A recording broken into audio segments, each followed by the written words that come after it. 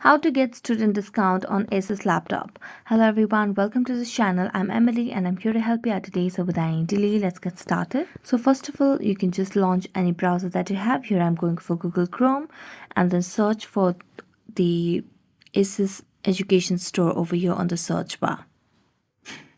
Now as you search for it, you can see different options that pop up over here. So make sure that you tap on this option that pops up as the very first one, which is Asus official website.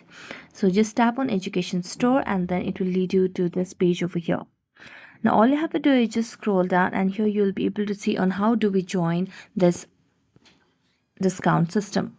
So first of all, you need to complete the application form by tapping on this Edit Apply, and you'll have to mention your login credentials, your education institution, education qualification, and so on.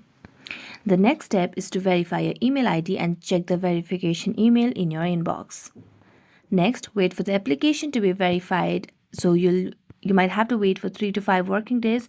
So they will be working on reviewing your application on that days.